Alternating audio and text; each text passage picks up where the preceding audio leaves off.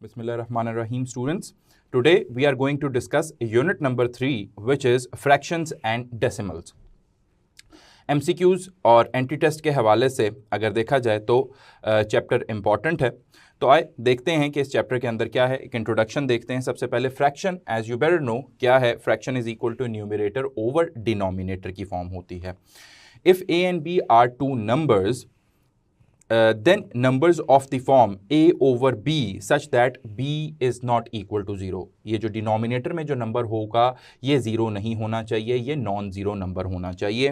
तो a over b की form क्या कहलाएगी, वो मेरे पास फ्रैक्शन कहलाएगी, जिसमें a न्यूमरेटर और b डिनोमिनेटर है। Moving on, types of fractions. Types of fractions में सबसे पहली फ्रैक्शन प्रॉपर फ्रैक्शन आती है। स्टूडेंट्स, प्रॉपर फ्रैक्शन में आपने एक बात याद रखनी है कि न्यूमरेटर की जो कोई भी वैल्यू होगी वो लेस देन डिनोमिनेटर की वैल्यू के होगी। फॉर एग्जाम्पल हम देखते हैं 1/7, 13/18, 21/25, 7/9, 18/77। इन तमाम एग्जाम्पल्स में स्टूडेंट्स आप लोग देख सकते हैं कि न्यूमरेटर की वैल्यू लेस है किससे, डिनोमिनेटर की वैल्यू से। तो ऐसी फ्रैक्शन को हम प्रॉपर फ्रैक्शन भी कहते हैं। फर्दर हम आगे एक और इंपॉर्टेंट बात इसमें नोट करेंगे, that is the value of proper fraction is always less than 1। Proper fraction की वैल्यू हमेशा क्या होगी, लेस देन 1 होगी। Moving on to the next type, that is improper fraction. Students, improper fraction में numerator की value greater होगी या फिर इक्वल होगी डिनोमिनेटर की वैल्यू के। तो इससे रिलेटेड एग्जांपल्स देख लेते हैं। That is 6/6, 7/5, 21/17, 78/7 etcetera. ये आपके पास क्या है, इम्प्रॉपर फ्रैक्शन की एग्जांपल्स हैं, जिसमें इन तमाम में अगर आप देखें, for the very first example 6/6, इसके अंदर न्यूमरेटर बराबर है डिनोमिनेटर के, और 7, 21, 78 इन तमाम में अगर आप देखें तो न्यूमरेटर की वैल्यू ज़्यादा है किससे, डिनोमिनेटर से। तो या तो न्यूमरेटर ज़्यादा हो या इक्वल हो डिनोमिनेटर की वैल्यू के, तो वो इम्प्रॉपर फ्रैक्शन की कैटेगरी में फॉल करती है। सिमिलरली इसके अंदर भी एक नोट याद रखिएगा students, that is the value of an improper fraction is always 1 और मोर देन 1। या तो 1 होगी, जिस तरह 6/6 में हमने देखा तो वो हमारे पास वैल्यू 1 आ रही थी, या फिर हमारे पास क्या होगी, ग्रेटर देन 1 होगी, क्योंकि न्यूमरेटर ज़्यादा है इस वजह से आपके पास वैल्यू ग्रेटर देन 1 होगी या मोर देन 1 होगी। तो ये एक ब्रीफ एक इंट्रोडक्शन था फ्रैक्शन से रिलेटेड। आए देखते हैं फ्रैक्शन में और क्या क्या है हमारे लिए। That is improper fraction and mixed number. अब मिक्स्ड नंबर और इम्प्रॉपर फ्रैक्शन अभी हम पढ़कर आए हैं। इम्प्रॉपर फ्रैक्शन को अब रिलेट करूंगा मिक्स्ड नंबर के साथ। A mixed number consist of a whole number and a fraction. एक मिक्स्ड नंबर क्या होता है, उसके अंदर एक होल नंबर होता है और एक और फर्दर फ्रैक्शन होती है। जैसे कि आप लोगों ने ये पढ़ी हुई है, 2 5/7, 4 7/8, 11 3/12, 17 1/8 are examples of mixed fractions. अब फर्दर आगे देखते हैं, हमारे पास आप लोगों को ये जो स्टूडेंट्स 2 5/7 और 4 7/8, 11 3/12, 17 1/8 ये जो मिक्स्ड फ्रैक्शन की मैंने एग्जांपल दी, आप लोगों को बेहतर पता है कि इसको इम्प्रॉपर फ्रैक्शन में किस तरह लेकर जाना है। फॉर एग्जांपल 2 5/7 है, 2 5/7 मैंने इधर से जाना है किसमें, एक फ्रैक्शन में जाना है, और वो फ्रैक्शन हर हाल में मेरे पास क्या होगी, इम्प्रॉपर फ्रैक्शन होगी। यानी कि जब कभी भी हम होल फ्रैक्शन से इम्प्रॉपर किसी भी फ्रैक्शन में आएंगे तो वो फ्रैक्शन कौन सी होगी, इम्प्रॉपर होगी। आप देख लें, इसको सॉल्व करने का तरीका क्या था कि 7 को 2 से मल्टीप्लाई करना है, 7 × 2, और उसके अंदर ये ऐड भी करना है, और होल डिवाइडेड बाय ये 7 ही होगा। तो ओवरऑल अगर देखें तो ये मेरे पास 14 + 5 19/7 हो जाएगा। तो 19/7 एज यू बेटर नो कि ये क्या है, इम्प्रॉपर फ्रैक्शन ही है। न्यूमरेटर की वैल्यू क्या है, डिनोमिनेटर की वैल्यू से ज़्यादा है, तो ये इम्प्रॉपर फ्रैक्शन है। अब अगर फर्दर मुझे 19/7 से किस में जाना है, होल फ्रैक्शन में जाना है, 2 5/7 यानी जिसको मिक्स्ड फ्रैक्शन वो कह रहा है, तो हमने सिंपली क्या करना होगा, 19 एज ए डिविडेंट रखना होगा, 7 एज ए डिवाइजर रखना होगा, इस पे डिवाइड कर देंगे, और 7 2s are 14 हो जाएगा। 19 में से 14 माइनस करें, रिमाइंडर क्या आएगा, मेरे पास 5 आएगा। तो इसको लिखने का क्या तरीका है कि ये जो डिवाइजर है ये उधर ही आएगा, मल्टीप्लाई बाय कोशेंट। ये मेरे पास कोशेंट था, ये मेरे पास डिवाइजर है, और ये मेरे पास डिविडेंड है। तो 7 इंटू 2 यानी डिवाइजर इंटू कोशेंट करेंगे, उसके अंदर क्या ऐड कर देंगे, उसके अंदर रिमाइंडर ऐड कर देंगे। तो 2 5/7 उसी फॉर्म में मैं दोबारा आ गया। तो ये आप लोगों को पता होना चाहिए कि मिक्स्ड फ्रैक्शन से आपने किस तरीके से इम्प्रॉपर फ्रैक्शन में जाना है और वो फिर इम्प्रॉपर फ्रैक्शन से मिक्स्ड फ्रैक्शन में किस तरह वापस जाना है। फर्दर हमारे पास नेक्स्ट टॉपिक था like fractions and unlike fractions. इसको भी देख लेते हैं students. The fractions with the same denominators are known as like fractions. ऐसी फ्रैक्शंस जिनके डिनोमिनेटर्स क्या होंगे, सेम होंगे, वो हमारे पास लाइक फ्रैक्शंस कंसिडर होंगी। और ऐसी फ्रैक्शंस जिनके डिनोमिनेटर सेम नहीं होंगे with different denominators are known as unlike fractions. For example, 2/7 and 4/7 ये क्या होंगी, like fractions होंगी क्योंकि इनके denominator same है। and 3/5 and 2/7 are considered to be the unlike fractions. तो ये कुछ ब्रीफ इंट्रोडक्शन था फ्रैक्शन से रिलेटेड स्टूडेंट्स। इसके अलावा फिर इक्विवेलेंट फ्रैक्शंस होती हैं और फिर मल्टीप्लिकेटिव इनवर्स किस तरह एक फ्रैक्शन का फाइंड आउट किया जा सकता है, वो आपकी बुक में बारहा मेंशन किया गया है, वो आप वहां से पढ़ लीजिएगा। मैं मूव करता हूं अब क्वेश्चंस की तरफ। क्वेश्चन नंबर 3 है, हम यही क्वेश्चन डिस्कस करने जा रहे हैं। Question number 3 of your book. Ahmed bought some fishes from a farm. Ahmed ने कुछ फिश खरीदी फार्म से। During the first week 1/8 of them died. First week में क्या हुआ, 1/8 ऑफ देम वो मर गई। तो मैं ये कहता हूं कि अहमद ने जो फिशेस बाय की हैं वो कितनी हैं। Suppose those fishes are x in number. फिर उसने क्या कहा कि पहले हफ्ते में क्या हुआ ऐसा, फर्स्ट वीक। अब फर्स्ट वीक को कंसिडर करें, उसने कहा 1/8 ऑफ देम डाइड, यानी x का 1/8, तो x का 1/8 x/8 ही हो जाएगा। तो वो अगर मर गई हैं while in next 2 weeks 3/5 of the remaining died. तो अब आगे रिमेनिंग का भी जिक्र कर रहा है, तो इसका मतलब है मुझे रिमेनिंग चाहिए होंगी। तो ये मेरे पास टोटल थी माइनस, उसने क्या कहा, during the first week 1/8 of them, 1/8 of the total. Total कितनी थी फिशेस, x थी, तो 1/8 ऑफ टोटल करूंगा वो x/8 ही हो जाएगा ultimately. Which in other words मेरे पास अगर आप इसको सॉल्व करेंगे तो ये 7/8 ऑफ x हो जाएगा स्टूडेंट्स। और यहां पे अगर आप गौर करें तो ये मेरे पास क्या है, रिमेनिंग है, यानी फर्स्ट वीक के बाद जो रिमेनिंग रह गई, जो बच गई, जो जिंदा हैं, ये वो हैं। फिर आगे उसकी दूसरी स्टेटमेंट क्या थी, in next 2 weeks 3/5 of the remaining died. अब नेक्स्ट 2 वीक्स में क्या हो रहा है, यानी सेकंड और थर्ड वीक में क्या हो रहा है, यानी आगे आने वाले अगले 2 हफ्तों में, नेक्स्ट 2 वीक्स, उसमें क्या हुआ स्टूडेंट्स, देख लेते हैं। उसमें यह हुआ कि 3/5 ऑफ द रिमेनिंग डाइड, 3/5 और रिमेनिंग कितनी थी, ये थी 7/8 ऑफ x, वो भी मर गई। तो वो कितनी मरी देख लेते हैं, ये होगा 21x ओवर 8 5 40 हो गया। पहले हफ्ते में कितनी हमारे पास मर गई थी, x/8 मरी थी, रिमेनिंग कितनी रह गई 7x/8। नेक्स्ट 2 वीक्स में कितनी मर गई, 3/5 ऑफ द रिमेनिंग, जो कि कितनी बन रही है 21/40 ऑफ x, ये भी मर गई। What fraction of the original fish died in last 3 weeks. वो हमसे ये पूछ रहा है कितना फ्रैक्शन का, वो फ्रैक्शन पूछ रहा है ऑफ द ओरिजिनल फिशेस, यानी ओरिजिनल की कितनी फ्रैक्शन वो जो है वो डाई हो गई हैं इन लास्ट 3 वीक्स। तो हम क्या करेंगे, हमने सिर्फ क्या कंसिडर करना है, जो मरी हुई जो फिशेस हैं उनकी फ्रैक्शन को कंसिडर करना है।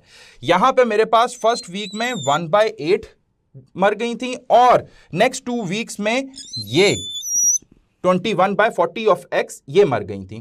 तो हम दोनों को ऐड कर देंगे तो हमारे पास आंसर आ जाएगा, क्योंकि उसने यही कहा लास्ट 3 वीक्स में टोटल कितनी फिशेस मरी हैं उसकी फ्रैक्शन बतानी है, तो हम वही बता रहे हैं। तो इन 3 वीक्स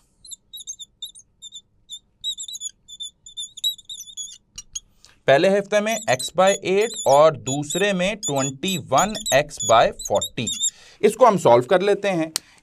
8 और 40 का एलसीएम स्टूडेंट्स 40 आ जाएगा आपके पास, और यहां से ये 5x हो जाएगा और यहां से ये 21x ही रहेगा।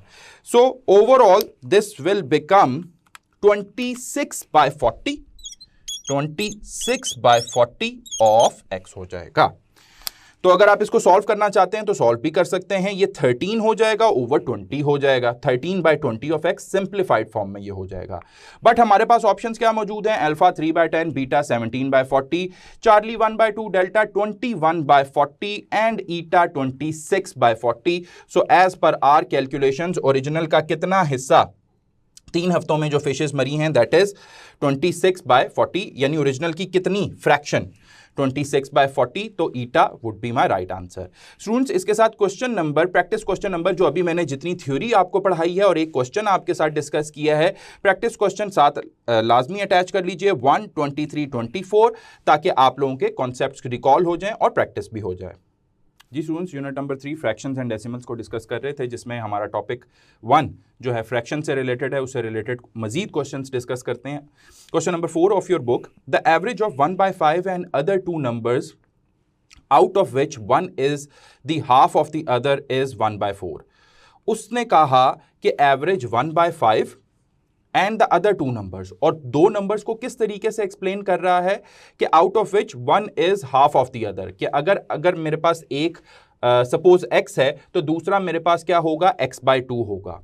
तो ये बेसिकली 3 नंबर्स बन जाते हैं और उन 3 नंबर्स की एवरेज कितनी बता रहा है 1/4 है। The smallest fraction out of unknowns is, तो उनमें से स्मॉलेस्ट फ्रैक्शन जो है मेरे पास जो अननोन्स की बनेगी वो क्या है। तो आए डिस्कस करते हैं। उसने कहा एवरेज ऑफ 1/5, एक नंबर 1/5 है और फिर बाकी अदर 2 नंबर्स उसने क्या कहे कि जिनमें आपने इस तरीके से लेना है कि अगर एक नंबर 1 है सपोज, तो दूसरा 1/2 उसका हाफ होगा। तो मुझे नहीं पता, मैं x कंसिडर करता हूं और दूसरा उसका हाफ दैट इज x/2, और फिर डिवाइडेड बाय 3 करूंगा और उनकी एवरेज कितनी बन रही है 1/4। As per the concept students के एवरेज मेरे पास किसके बराबर होती थी, sum over number of observations. तो एक तरफ मैंने क्या किया, उन नंबर्स का सम कंसिडर कर लिया और डिवाइडेड बाय कितने नंबर्स थे, वो 3 नंबर्स थे, उस पर डिवाइड किया और फिर मेरे पास क्या आई, एवरेज आ गई। The smallest fraction out of unknowns is, तो इसमें से स्मॉलेस्ट फ्रैक्शन जो होगी वो मैंने अननोन में से वो फाइंड आउट करनी है। तो सबसे पहले मुझे x के लिए फाइंड आउट करना पड़ेगा। तो आए x के लिए फाइंड आउट कर लेते हैं। 3 उधर जाके मल्टीप्लाई हो जाएगा, ये 5 और 2 का एलसीएम मेरे पास 10 आ जाएगा यहाँ पे, तो ये 2 हो जाएगा और प्लस ये ओवर 1 है तो ये 10x हो जाएगा और प्लस ये 5x हो जाएगा। ये 3 उधर चला गया है और ये 3/4 हो गया है। एम्प्लॉयज दैट ये 10 और 5 15x हो गए मेरे पास और प्लस 2 हो गया, 10 भी उधर चला जाए अगर तो 10 × 3/4 हो जाएगा ये। और अगर मुझे x फाइंड आउट करना है तो 15x इधर ही रहेगा। इसको मैं सॉल्व कर लेता हूँ, 2 5 तो 5 3 15/2 हो जाएगा और 15/2 में से ये -2 करना पड़ेगा। तो 15x equal to 2 again LCM 15 -4 हो जाएगा और ये 11/2 हो जाएगा और x की वैल्यू यहां से मेरे पास क्या आ जाएगी 11/30 आ जाएगी। तो x अगर आप फाइंड आउट कर लेते हैं दैट इज 11/30, उसकी लास्ट स्टेटमेंट पढ़ें, वो क्या कह रहा है, the smallest fraction out of unknowns is. तो अननोन मेरे पास कौन सा था, x था और x/2 था, तो उसमें से स्मॉलेस्ट कौन सा होगा, x होगा या x/2? यस, x/2 मेरे पास स्मॉलेस्ट होगा। तो ये मेरे पास x था, तो अगर यहां पे मैं देखूं तो x/2 वो मेरे पास क्या बनता है 11/30 है और होल डिवाइडेड बाय 2 है। तो अगर आप इसको उल्टा देंगे तो ये आपके पास 11/60 बन जाएगा। आउट ऑफ अननोन्स में से स्मॉलेस्ट फ्रैक्शन जो बनेगी उसका आंसर क्या होगा, उसकी वैल्यू क्या होगी 11/60। सो राइट आंसर बिकम्स बीटा। इसी तरीके से प्रैक्टिस क्वेश्चन नंबर 5 और 6 है, वो भी आप अपनी बुक्स पे मार्क कर लें और साथ साथ इसकी प्रैक्टिस भी करते जाएं। मैं मजीद आगे क्वेश्चन नंबर 13 को डिस्कस करता हूं, वो भी इंटरेस्टिंग है। क्वेश्चन नंबर 13 को डिस्कस करने जा रहे हैं। वो कह रहा है 10 companies sponsor a tournament, 10 companies हैं, उन्होंने स्पॉन्सर किया एक tournament and decided to give m rupees collectively. और उन्होंने ये जो टूर्नामेंट स्पॉन्सर किया और उसमें वो कितने पैसे दे रहे थे कलेक्टिवली, m रुपीज दे रहे थे। वो m रुपीस कलेक्टिवली देंगे। 2 companies dropped and remaining agreed on paying their share equally. अब उन 10 कंपनीज में से 2 कंपनीज क्या हो गई, ड्रॉप हो गई, और फिर जो रिमेनिंग जो बची हैं उन्होंने ये कहा कि हम अपना जो शेयर है अब इक्वली डिवाइड करके वो इक्वली ही देंगे। What was the increase in share of each company? अब वो हमसे ये पूछ रहा है कि वो जो 2 कंपनीज ड्रॉप हुई हैं, जाहिर सी बात है कि वो 2 कंपनीज ड्रॉप होने की वजह से बाकी कितनी कंपनीज रह गई, 8 कंपनीज रह गई। अब उन 8 कंपनीज को उन 2 कंपनीज का भी एक तरीके से लॉस बियर करना पड़ेगा और उनको फिर कलेक्टिवली शेयर ज्यादा देना पड़ेगा। तो वो हमसे ये पूछ रहा है कि उन 2 कंपनीज के ड्रॉप होने की वजह से अब हर एक कंपनी को कितना शेयर ज्यादा देना पड़ेगा। ये वही मिसाल हो गई कि फॉर एग्जांपल कि ये मेरे पास कलेक्टिवली कितने पैसे दे रहे थे, जो 10 कंपनीज थी वो 1000 रुपीज दे रहे थे फॉर एग्जांपल विनर को, ठीक है। और फिर उसके अंदर क्या हुआ, 2 कंपनीज ड्रॉप हो गई, यानी 2 कंपनीज ने अपना शेयर नहीं दिया। तो पहले जो हर एक कंपनी 10 कंपनीज थी, तो इसको डिवाइड करें इक्वल टू 100 आ जाता है। ये सिर्फ एग्जांपल के तौर पे मैं आपको समझा रहा हूं। यानी पहले जब 10 कंपनीज इन्वॉल्व थी तो हर एक कंपनी कितना शेयर दे रही थी, 100 रुपीज। अब फॉर एग्जांपल यही 100,000 वो दे रहे हैं कलेक्टिवली, और अब 2 कंपनीज ड्रॉप हो गई हैं, तो ये अब आपके पास क्या होगी, 100 नहीं होगी बल्कि 100 से ज्यादा वैल्यू आएगी। तो वो जो इंक्रीज हुआ है यहां पे 2 कंपनीज की ड्रॉप होने की वजह से, वो मेरे से पूछ रहा है इन टर्म्स ऑफ फ्रैक्शन। तो हम क्या करेंगे कि ये जो 1000/8 है इसको थोड़ा सा हम जनरलाइज फॉर्म में लिखेंगे, यानी m/8। कलेक्टिवली कितना था, m था, और 2 कंपनीज ड्रॉप हो गई, वो कितनी होके रह गई, 8 होके रह गई। तो m/8 मैंने किया माइनस m/10 कर देता हूं, क्योंकि यहां पे मैंने आपको एग्जांपल में ऑलरेडी बता दिया है कि मेरे पास कलेक्टिवली जितना शेयर जो भी पैसे थे उसको अगर आप डिवाइड करेंगे टोटल कंपनीज पे, तो आपके पास एक आंसर आएगा जो कि लेस होगा जब 2 कंपनीज ड्रॉप हो जाएंगी उसके शेयर से। तो यहां पे अगर आप गौर करें तो 8 और 10 का एलसीएम फाइंड आउट कर लें। यहां पे 2 4 प्राइम फैक्टराइजेशन, और 2 2 और 5 एज इट इज, और 5 2 10, और 10 into 4 40 will be the LCM, और 8 5s 5m हो जाएगा, माइनस 10 4, तो 4m हो जाएगा। तो यहां पे क्या आंसर आ जाएगा आपके पास, m/40। अब देन अगेन इंटरप्रेट करूंगा, इन दी एंड वो यही पूछ रहा था कि what was the increase in share of each company. तो कितना इंक्रीज हुआ हर एक कंपनी के शेयर में, वो कितना इंक्रीज हुआ, m/40। यानी कि 2 कंपनीज ड्रॉप होने की वजह से हर एक कंपनी को कितना इजाफी शेयर देना पड़ रहा है, उन 8 कंपनीज को कितना इजाफी शेयर देना पड़ रहा है, m/40। तो उस लिहाज से मेरे पास राइट आंसर क्या बन जाएगा, चार्ली, m/40। तो क्वेश्चंस को थोड़ा सा अंडरस्टैंड करने की कोशिश करें, और थोड़ा सा सपोजिंगली अगर आप उसको थोड़ा सा किसी भी वैल्यू के लिए अगर सॉल्व कर लें तो और आसान हो जाएगा। प्रैक्टिस क्वेश्चन नंबर 14 एंड 15 लाजमी साथ अटैच कर लें और साथ ही इसकी प्रैक्टिस भी कर लें।